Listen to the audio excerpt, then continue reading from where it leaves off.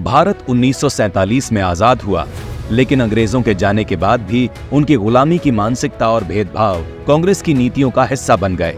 कांग्रेस ने अंग्रेजों की सोच और प्रतीकों को संरक्षित रखा और देश को विकास की राह से भटकाकर पिछड़ेपन की ओर धकेल दिया।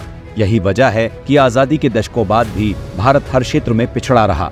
आजादी के बाद भी कांग्रेस ने गुलामी की मानसिकता को बढ़ावा दिया, जिससे भारत की असली स्वतंत्रता की चमक फीकी पड़ गई। कांग्रेस की नीतियों ने न केवल विकास को रोका, बल्कि देश को गर्त में धकेलते रहे, जिससे भारत वैश्विक मंच पर अपनी असली पहचान बनाने में असफल रहा।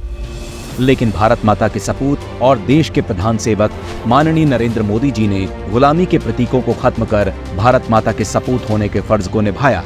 जिन गुलामी के नामों और प्रतीकों को देश दशकों तक ढोता रहा, उनसे मोदी जी ने देशवासियों को आजाद कराया। इस कदम से भारत ने अपनी खोई हुई सांस्कृतिक पहचान को फिर से जीवित किया और भारतीय सभ्यता व परंपराओं को वैश्विक मंच पर मजबूती से पेश करने का अवसर मिला। देश की असल धरोहर को सम्मान मिला, जिससे न केवल भारतीयों में गर्व की भावना जागी, बल्कि विश्व में भारत की सांस्कृतिक धरोहर की भी नई पहचान बनी। मोदी सरकार ने राजपथ का नाम बदलकर कर्तव्य पथ किया, जो भारत की नई दिशा और जिम्मेदारी का प्रतीक है। भारतीय नौसेना के ध्वज से किंग जॉर्ज के क्रॉस का निशान हटाकर मोदी सरकार ने छत्रपति शिवाजी महाराज के ध्वज के निशान को अपनाया, जो भारत की सांस्कृतिक विरासत और गौरव का प्रतीक है। अंग्रेजों के जमाने के कई पुराने कानून जैसे इंडियन पीनल कोड, सीआरपीसी और इंडियन एविडेंस एक्ट को हटाकर मोदी सरकार ने नए कानून भारतीय न्याय संहिता, भारतीय नागरिक सुरक्षा संहिता और भारतीय साक्ष्य संहिता को पारित किया। ये न केवल कानून में सुधार है, बल्कि गुलामी के पुराने ढांचे से मुक्ति भी है।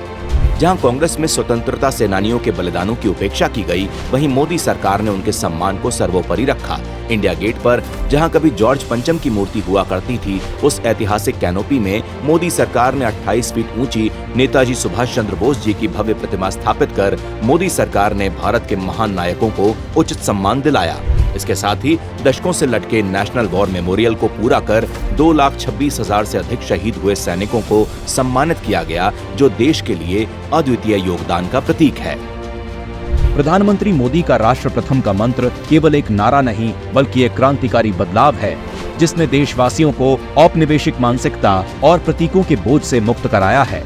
इन निर्णायक फैसलों के साथ मोदी सरकार ने न सिर्फ गुलामी के प्रतीकों को हटाया है, बल्कि भारत को नई ऊर्जा और गर्व के साथ आगे बढ़ने का मार्ग दिखाया है।